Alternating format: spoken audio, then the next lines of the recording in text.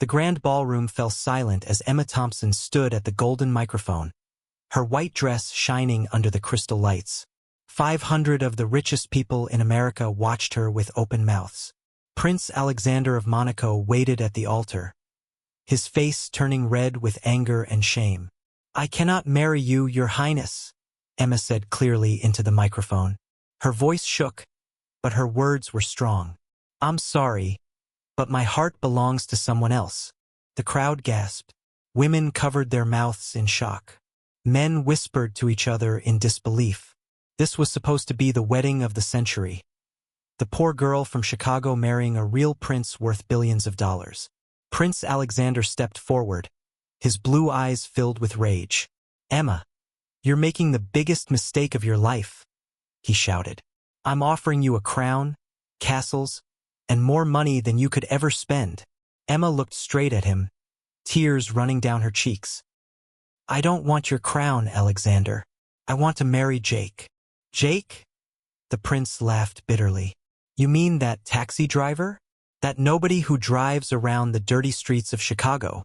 "Yes," Emma said, lifting her chin high. "Jake Miller, the taxi driver. And I'm proud to say it." The room exploded with voices. People couldn't believe what they were hearing.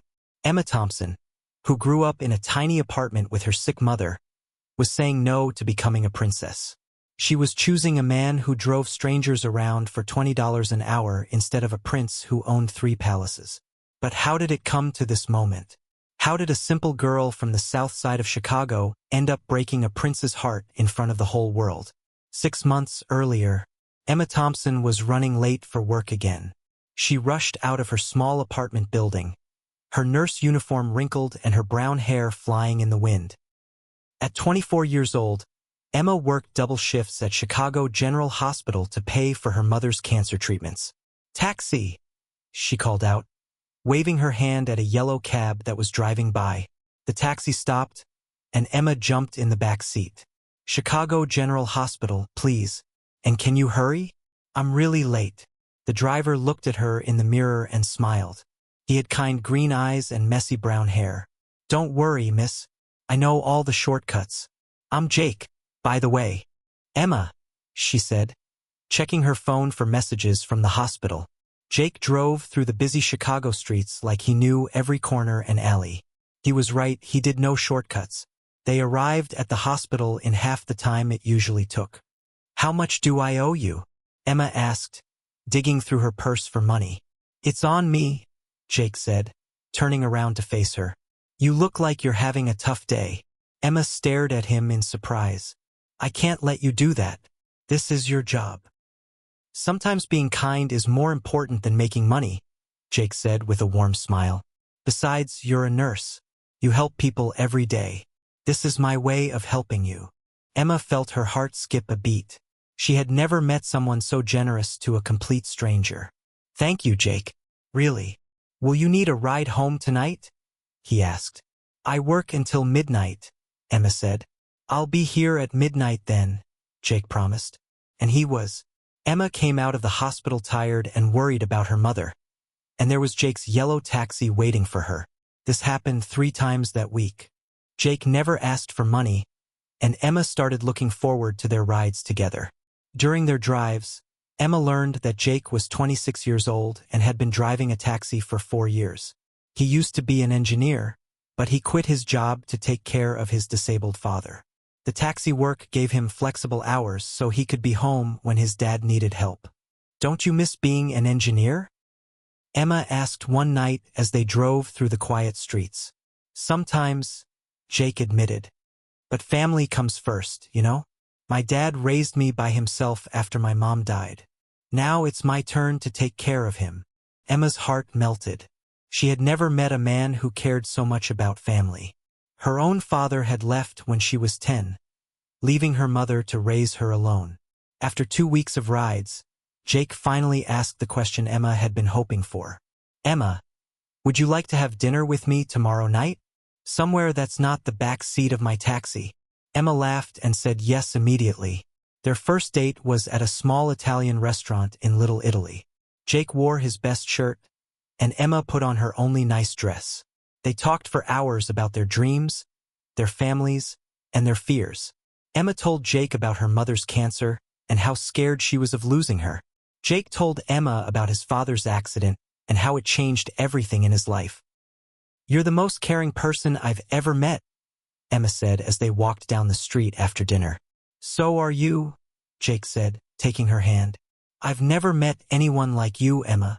They started dating seriously. Jake would pick Emma up from work every night, and they would spend hours talking in his taxi or walking around the city. On weekends, they would visit Jake's father, Mr. Miller, who was in a wheelchair but had the brightest smile Emma had ever seen. "She's a keeper, son," Mr. Miller whispered to Jake one Sunday afternoon while Emma was making lunch in the kitchen. Emma felt like she had found her home with Jake and his father. They were a real family, something she had always wanted but never had. But Emma's perfect world was about to be turned upside down. One Tuesday morning, Emma was working her shift at the hospital when her supervisor, Mrs. Peterson, called her into the office. "Emma, there's someone here to see you, Mrs. Peterson said with a strange look on her face. "He says it's very important." Emma walked to the waiting room and froze. Standing there in an expensive black suit was a tall, handsome man with blonde hair and blue eyes. Behind him stood two men in dark suits who looked like bodyguards. "Miss Emma Thompson?" the man asked with a slight accent. "Yes, that's me," Emma said nervously. The man smiled and extended his hand. "I am Prince Alexander of Monaco. I've been looking for you for a very long time." Emma's world started spinning. "Prince? Looking for her?" This had to be some kind of joke. "I think you have the wrong person," Emma said, backing away. "No, I have the right person," Prince Alexander said, pulling out a photograph. "This is your mother, isn't it? Sarah Thompson." Emma looked at the photo and gasped. It was her mother, but she looked much younger, maybe 25 years old. She was standing next to a man Emma had never seen before. "That man in the photo is my father, the King of Monaco," Prince Alexander said quietly. "Which makes your mother, and you, part of the royal family." Emma felt like she was going to faint. "That's impossible. My mother never told me anything about this." "Sometimes parents keep secrets to protect their children," the prince said gently. "Your mother was my father's first love, but they couldn't marry because she wasn't from a royal family. She left Monaco when she found out she was pregnant." "Pregnant?" Emma whispered. "With you, Emma. You are my half-sister." The room was spinning now. Emma grabbed a chair to keep from falling down. "This can't be real." Prince Alexander nodded to one of his bodyguards, who handed Emma an envelope. "These are the DNA test results. We used a coffee cup you threw away last week. I'm sorry for the invasion of privacy, but I had to be sure." Emma opened the envelope with shaking hands. The official-looking papers confirmed what the prince was saying. She was indeed related to the royal family of Monaco. "What do you want from me?" Emma asked, her voice barely a whisper. "I want you to come home, sister," Prince Alexander said with a warm smile. "Our father is dying, and he wants to meet you before it's too late. He's been searching for you and your mother for 24 years. Emma thought about her mother, lying in the hospital bed fighting cancer. She thought about Jake, probably getting ready to pick her up from work. Her whole life had just changed in 5 minutes. "I need time to think," Emma said. "Of course," the prince said. "But Emma, there's something else you should know. As my father's daughter, you're a princess. You'll inherit millions of dollars and have a real chance to help people, including paying for your mother's cancer treatments." Emma's heart stopped. The money could save her mother's life. Prince Alexander handed her a business card. "I'm staying at the Four Seasons Hotel. Call me when you're ready." After he left, Emma sat in the hospital waiting room for an hour, staring at the DNA test results. How could her mother have kept this secret for 24 years? That night, Jake picked her up as usual, but Emma was quiet during the ride home. "You okay?" Jake asked, looking at her in the mirror. "You seem upset about something." Emma wanted to tell him everything, but the words wouldn't come out. How do you tell someone you're dating that you just found out you're a princess? Just a long day at work, she lied. But Jake knew her too well. Emma, we've been together for 3 months. I can tell when something's really bothering you. They were stopped at a red light when Emma finally looked up and met Jake's eyes in the mirror. She saw so much love and concern there that she almost started crying. Jake, what would you do if your whole life changed overnight? She asked. Depends on how it changed, Jake said thoughtfully. But I'd want to face it with the people I love. The light turned green, and Jake drove Emma home to her apartment building. Before she got out, he turned around and took her hand. Whatever's going on, we'll figure it out together. Okay? He said. Emma squeezed his hand and nodded, but inside she was breaking apart. How could she tell Jake that she might have to leave Chicago forever? How could she tell him that a prince was waiting for her to call? As she walked up to her apartment, Emma felt like she was living in a dream, or maybe a nightmare. She didn't know which one yet. Inside her small apartment, Emma sat on her bed and stared at Prince Alexander's business card. On the back, he had written a phone number and a message. Your father wants to meet you before it's too late. Your brother Alexander. Emma looked around her tiny apartment, at the old furniture, the leaky ceiling, and the pile of her mother's medical bills on the kitchen table. Then she thought about Jake's warm smile and kind heart. Tomorrow, she would have to make the biggest decision of her life. But first, she had to visit her mother and ask about a secret that had been kept for 24 years. Emma grabbed her coat and headed for the door. She had no idea that this decision would lead her to the most shocking moment of her life. Standing in a wedding dress, breaking a prince's heart, and choosing love over a crown. The real adventure was just beginning.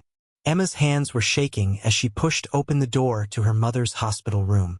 Sarah Thompson was sleeping, her face pale and thin from months of chemotherapy.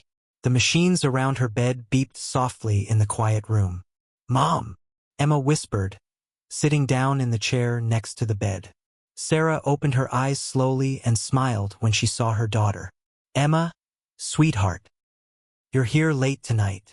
Emma pulled out the photograph that Prince Alexander had given her. Her heart was beating so fast she thought it might explode.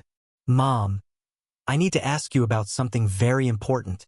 Sarah looked at the photo and her face went completely white. She tried to sit up, but she was too weak. Where did you get this? She whispered. A man came to see me today. He said his name was Prince Alexander of Monaco. Emma watched her mother's face carefully. He said the man in this photo is his father, and that you and I. Sarah started crying. Not the gentle tears Emma had seen during her cancer treatments, but deep, painful sobs that shook her whole body. Oh, Emma, Sarah cried. I'm so sorry. I never wanted you to find out this way. Emma felt like someone had punched her in the stomach. So it's true? You really knew the King of Monaco? Sarah nodded, wiping her tears with a shaky hand. His name was Philippe. I was 22 and working as a translator in Monaco. He was 25 and the most handsome man I'd ever seen. Emma moved closer to her mother's bed. What happened? We fell in love, Sarah said, her eyes looking far away. Real love, Emma. The kind you read about in books. For 6 months, we were secretly together. He would sneak out of the palace to meet me, and we would walk on the beach and talk about our dreams. Why didn't you marry him? Emma asked. Sarah laughed bitterly. Because I wasn't good enough.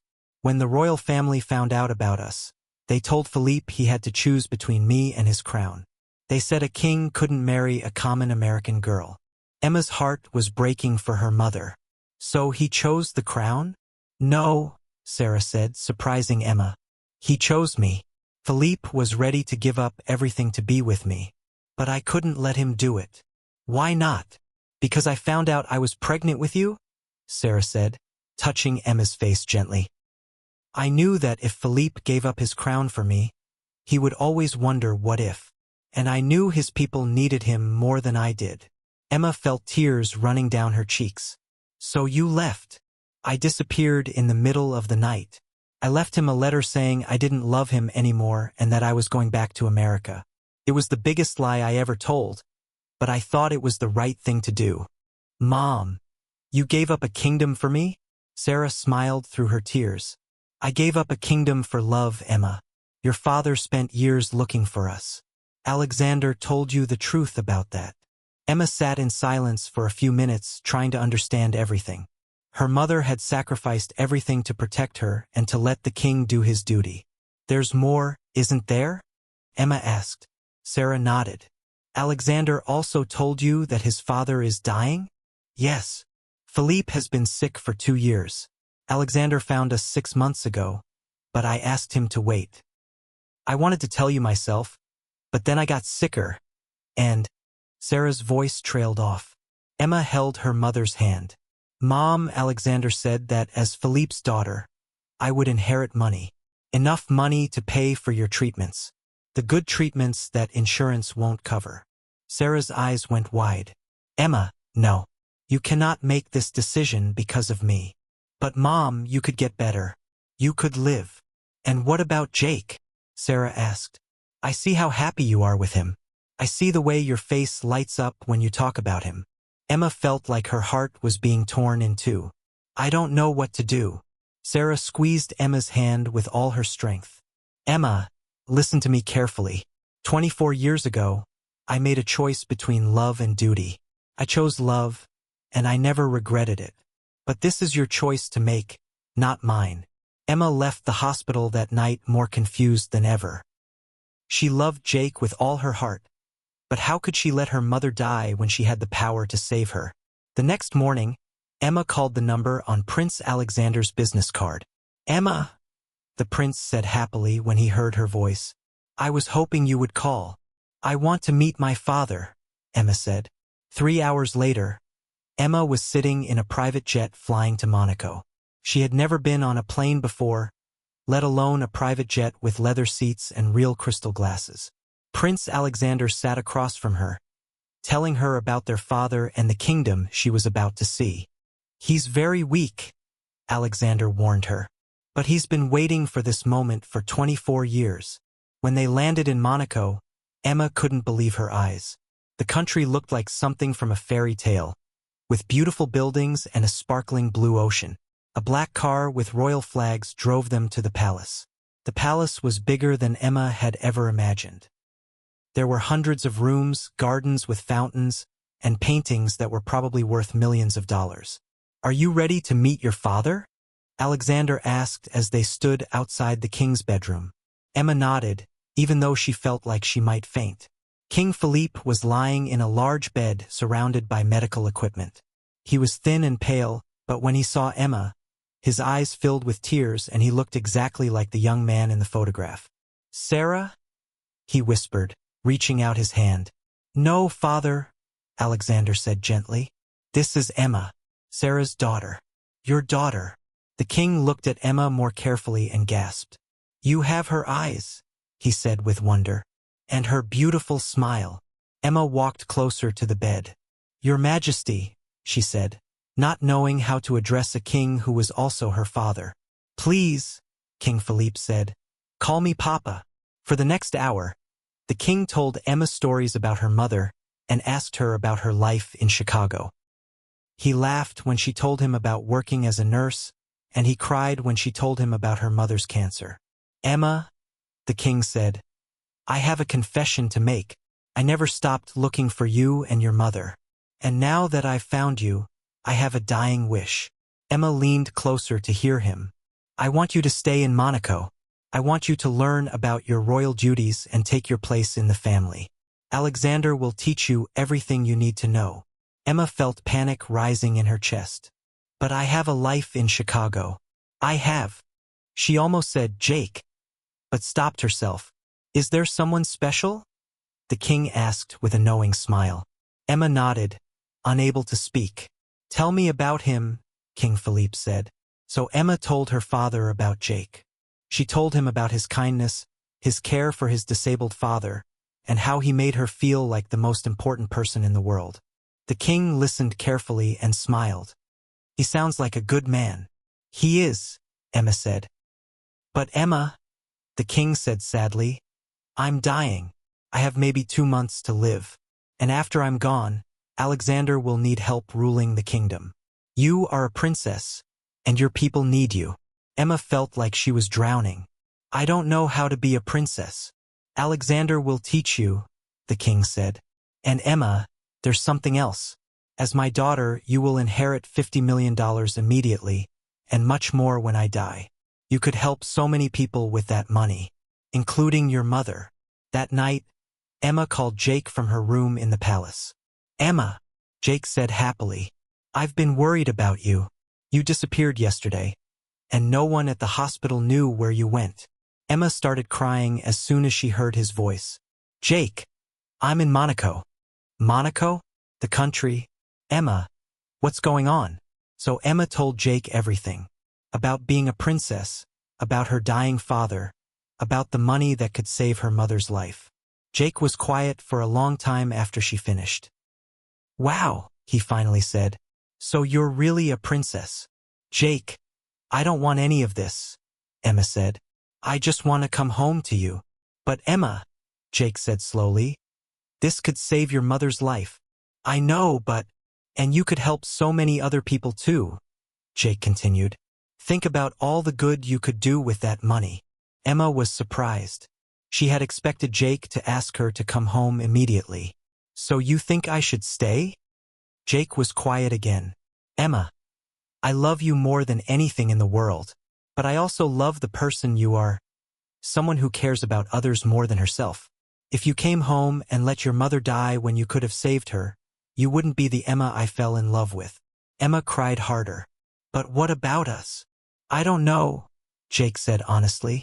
But I know that you have to do what's right, even if it's hard. After they hung up, Emma sat in her palace room looking out at the beautiful Monaco gardens. She had never felt so alone in her life. The next morning, Alexander knocked on her door. Emma, father wants to see you. They found the king in his wheelchair in the garden, feeding birds by a fountain. Emma, the king said, I've been thinking about what you told me about Jake. Yes, Papa? I have an idea, the king said with a small smile. What if Jake came here? What if you brought him to Monaco? Emma's heart jumped. You would do that? I would like to meet the man who captured my daughter's heart, the king said. And maybe there's a way for you to have both worlds. Emma called Jake immediately. Jake, how would you feel about coming to Monaco? To meet your father, the king? Jake laughed nervously. I don't know, Emma. I'm just a taxi driver from Chicago. You're the man I love, Emma said. That makes you more important than any prince. Jake was quiet for a moment. Emma, I can't leave my father for long. He needs me. Bring him too, Emma said. There are doctors here who might be able to help him. 2 weeks later, Jake and his father arrived in Monaco. Emma had never been so happy to see anyone in her life. She ran into Jake's arms at the airport, not caring that photographers were taking pictures. I missed you so much, Jake said, spinning her around. I missed you too, Emma said, crying happy tears. Jake looked around at the royal cars and bodyguards. This is really happening, isn't it? You're really a princess. I'm still just Emma, she said, taking his hand. King Philippe loved Jake immediately. They talked for hours about engineering and about taking care of family.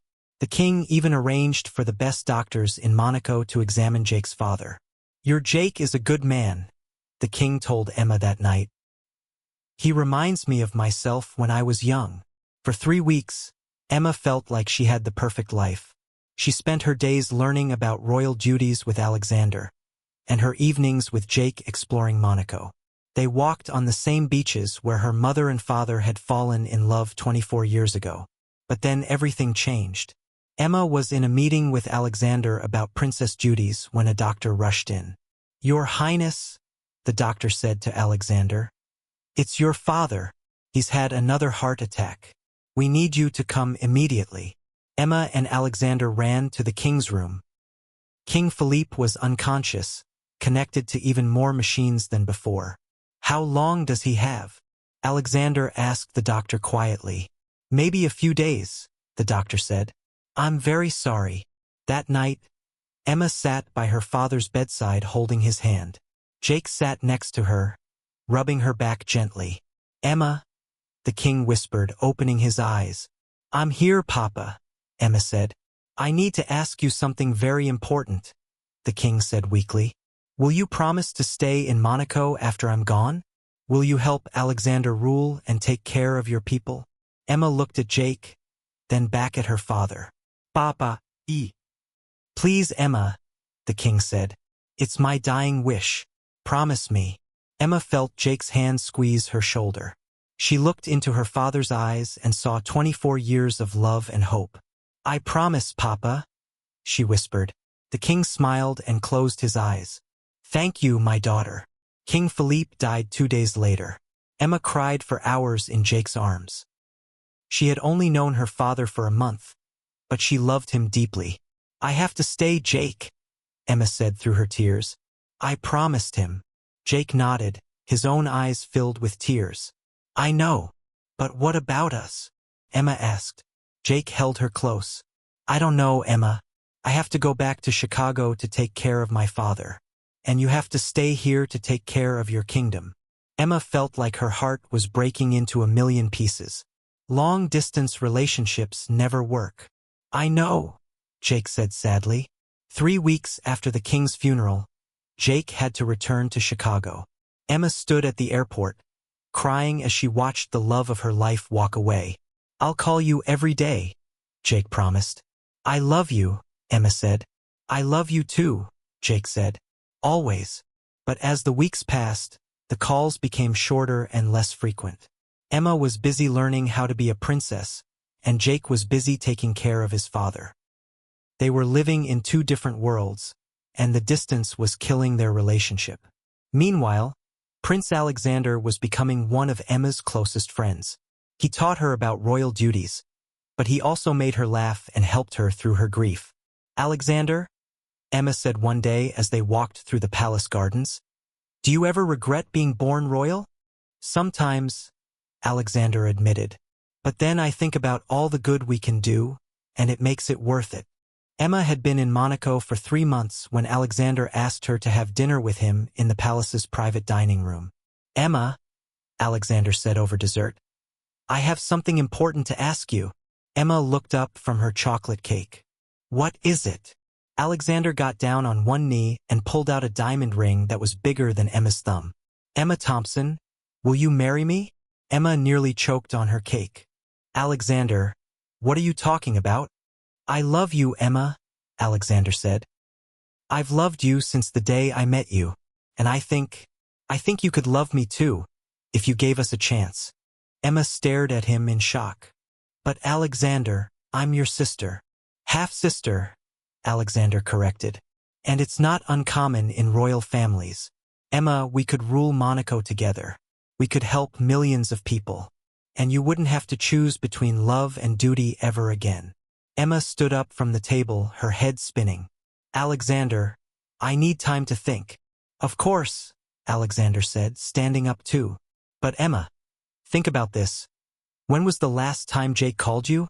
Emma realized with horror that it had been 5 days since she'd heard from Jake. "I love you, Emma," Alexander said again. "And I promise I will spend every day trying to make you happy." That night, Emma tried to call Jake, but his phone went straight to voicemail. She tried 10 times, but he never answered. Emma spent the next week trying to reach Jake, but he never called her back. Finally, she called Chicago General Hospital. "Oh, Emma," said Mrs. Peterson, Emma's old supervisor. "I was wondering when you'd call. Jake came by looking for you last week." "He did?" Emma's heart jumped. "Yes, but when I told him you were a princess now and probably never coming back to Chicago, he looked so sad. He said to tell you that he hopes you're happy." Emma felt like someone had stabbed her in the heart. Jake thought she had abandoned him. Emma immediately bought a plane ticket to Chicago. She had to explain to Jake that she still loved him, that being a princess didn't change anything between them. But when Emma arrived in Chicago and went to Jake's apartment, a neighbor told her that Jake and his father had moved away. "They left about a week ago," the neighbor said. "Jake said something about starting over somewhere new." Emma spent 3 days in Chicago trying to find Jake, but it was like he had disappeared. She went to all their favorite places, called all the taxi companies, and even hired a private investigator. But Jake was gone. Heartbroken and defeated, Emma returned to Monaco. "I'm sorry, Emma," Alexander said when she told him what happened. "But maybe this is a sign. Maybe Jake wasn't meant to be your future." Emma looked at Alexander. Kind, handsome, royal Alexander who loved her and could give her everything she ever wanted. "Alexander," Emma said slowly, "ask me again." Alexander's face lit up with hope. "Emma Thompson, will you marry me?" Emma looked at the diamond ring and thought about her promise to her father. She thought about all the good she could do as a queen. She thought about her mother, who was getting better thanks to the royal doctors. And she thought about Jake, who was somewhere in America thinking she had chosen a crown over love. "Yes," Emma whispered. "I'll marry you." Alexander picked her up and spun her around, laughing with joy. "You've made me the happiest man in the world." The engagement was announced to the world the next day. Emma Thompson, the nurse from Chicago, was going to marry Prince Alexander of Monaco. The wedding would be the biggest royal event in decades. But as Emma stood on the palace balcony waving to the cheering crowds below, she felt empty inside. She was marrying a good man who loved her, but her heart still belonged to a taxi driver who had disappeared without a trace. Emma had no idea that Jake was watching the engagement announcement on television in a small apartment in Detroit, his heart breaking as he saw the woman he loved accepting another man's proposal. And neither of them knew that in just 3 months, Jake would show up at the royal wedding, not as a guest, but as someone who was about to change Emma's life forever. The wedding preparations began immediately, and Emma threw herself into planning the perfect royal wedding. But late at night, when she was alone in her palace room, she would look at her engagement ring and wonder if she was making the biggest mistake of her life. The countdown to the wedding of the century had begun, and Emma had no idea that the most shocking moment of her life was waiting for her at the altar. 3 months later, on the morning of her wedding day, Emma sat in her palace bedroom staring at herself in the mirror. Her wedding dress was the most beautiful thing she had ever seen, white silk with thousands of tiny diamonds sewn into the fabric. It had cost more money than most people made in 10 years. "You look like a real princess," said Maria, the woman helping Emma get ready. Emma tried to smile, but her heart felt heavy. "Thank you, Maria. Are you nervous, Your Highness?" Maria asked as she fixed Emma's diamond tiara. "A little," Emma lied. She wasn't nervous, she was terrified. Not about marrying Alexander, who was a good man, but about the empty feeling in her chest where her love for Jake used to live. There was a soft knock on the door, and Alexander walked in wearing his royal uniform covered in medals. "You look beautiful, Emma," he said, kissing her cheek gently. "Thank you," Emma said. "You look very handsome too." Alexander sat down next to her and took her hands. "Emma, I know this hasn't been easy for you. I know you still think about Jake sometimes." Emma's heart jumped at hearing Jake's name. She had tried not to talk about him for months. "But I want you to know," Alexander continued, "that I will spend every day of our marriage trying to make you as happy as you deserve to be." Emma looked into Alexander's kind blue eyes and felt guilty. He really did love her, and she was marrying him with a broken heart. "I know you will," Emma said, "and I promise to try to be a good wife to you." Alexander smiled and kissed her hand. "That's all I can ask for." After Alexander left, Emma walked to her window and looked out at the crowds of people gathering for the wedding. There were thousands of them, people from Monaco and tourists from all over the world who had come to see the fairy tale wedding. Emma's phone buzzed with a text message. It was from her mother back in Chicago. "I'm so proud of you, sweetheart. Your father would be proud too. I love you." Emma smiled for the first time that day. Her mother was getting better every week thanks to the royal doctors. At least some good had come from all of this. An hour later, Emma was sitting in a golden carriage riding through the streets of Monaco toward the cathedral. The crowds were cheering and throwing flowers.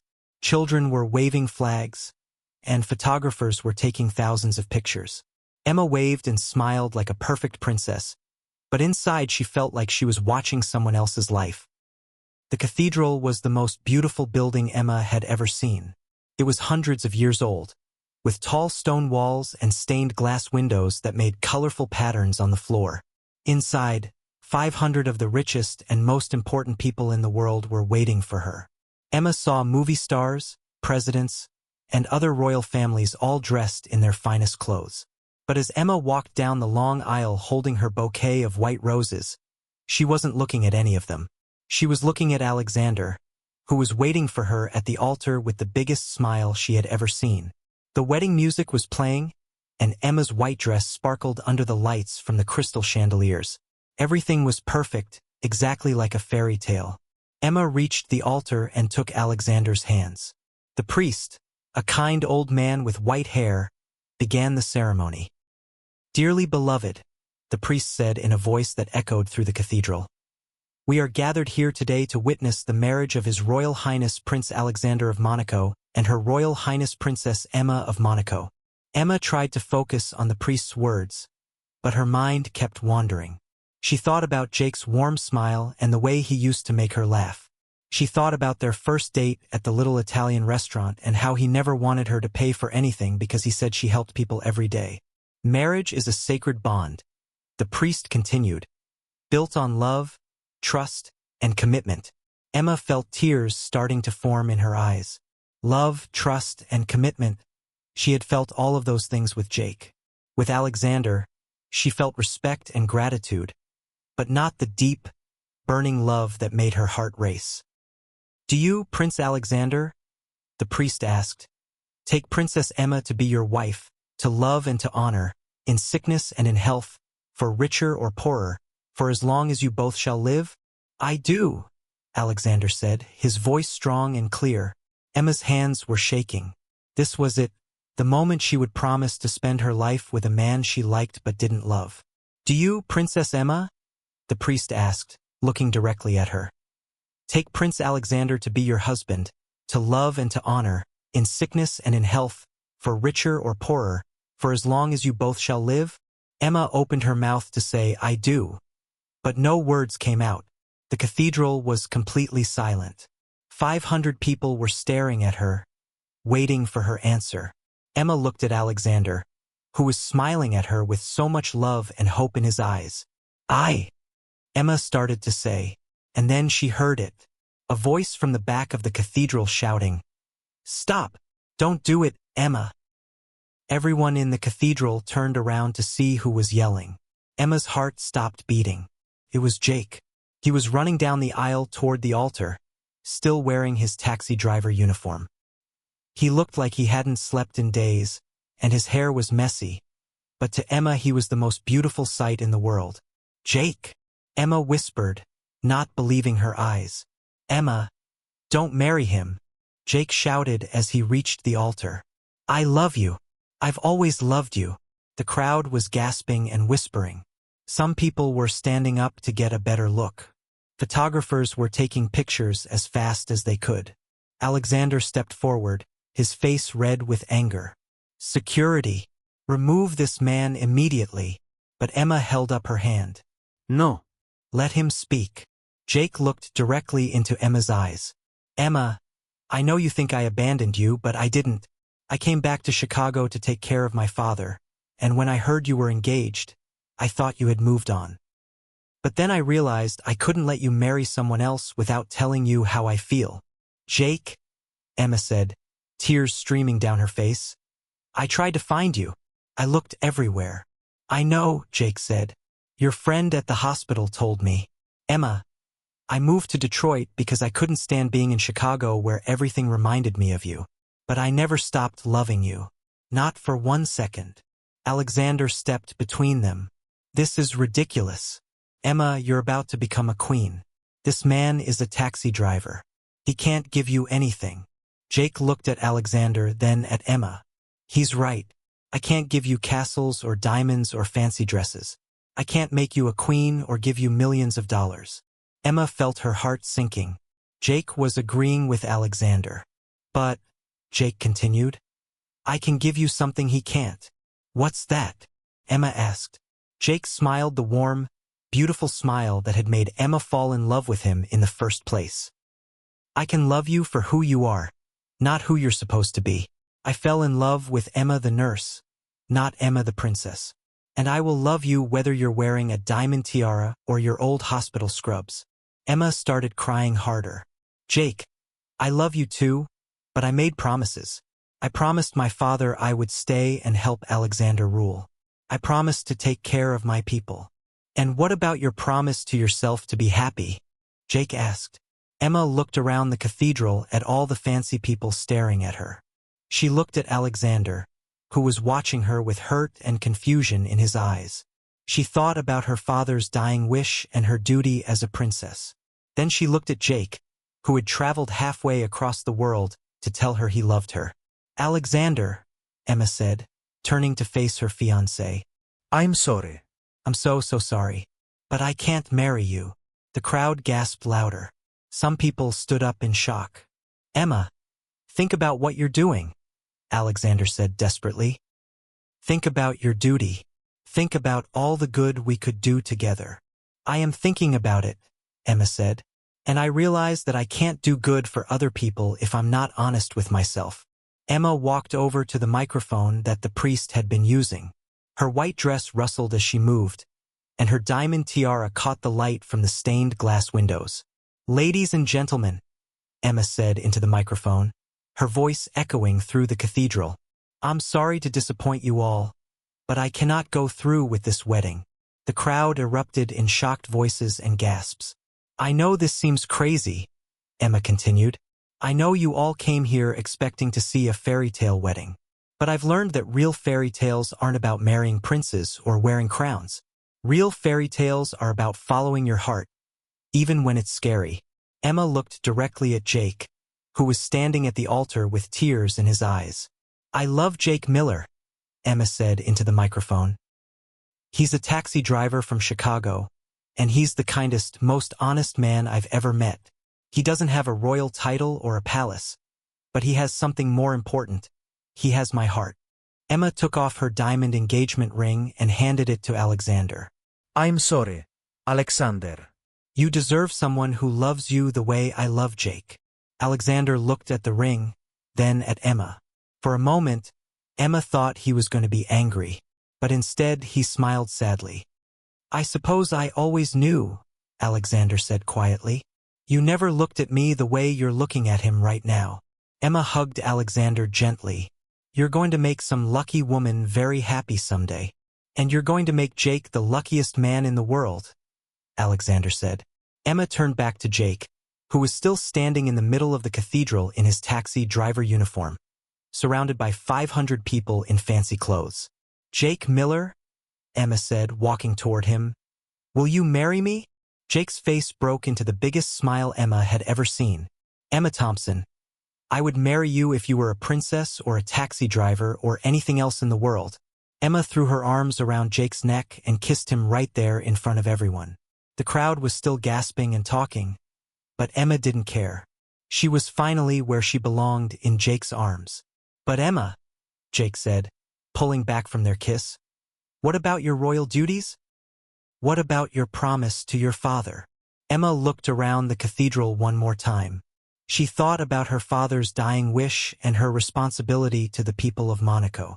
Then she had an idea. Alexander, Emma called out. Alexander walked over to them, still looking sad but trying to be supportive. Alexander, I want to make you a deal, Emma said. I'll give up my claim to the throne and my inheritance.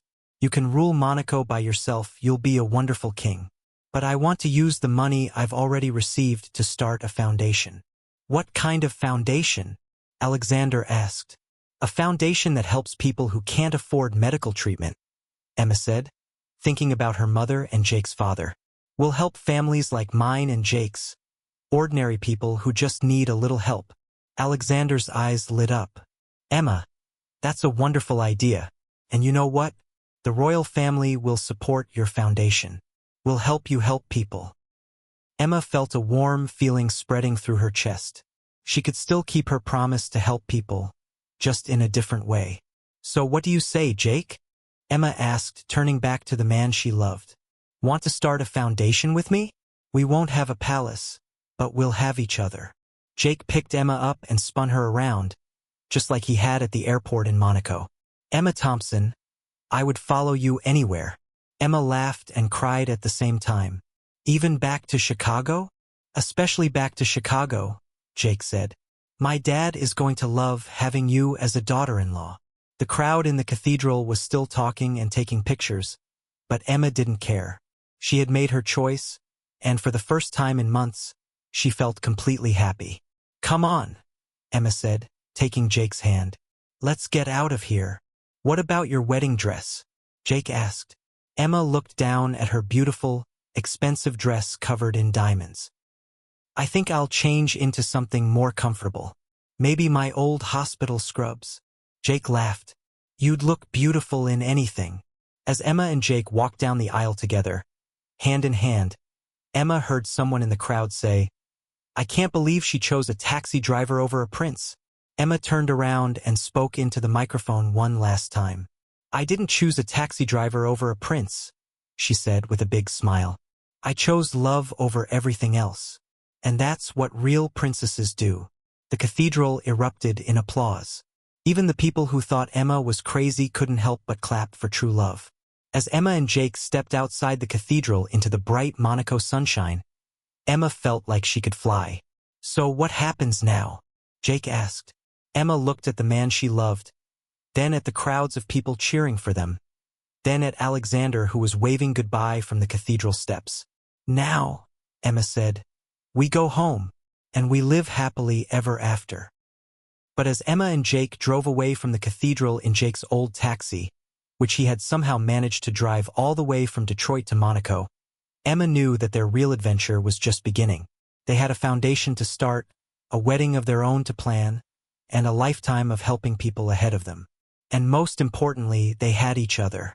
As the taxi disappeared into the streets of Monaco, heading toward the airport and their flight back to Chicago, Emma realized that she had finally found what she had been looking for all along. Not a crown or a palace or millions of dollars. Just love. Simple, honest, true love. And that was worth more than any kingdom in the world.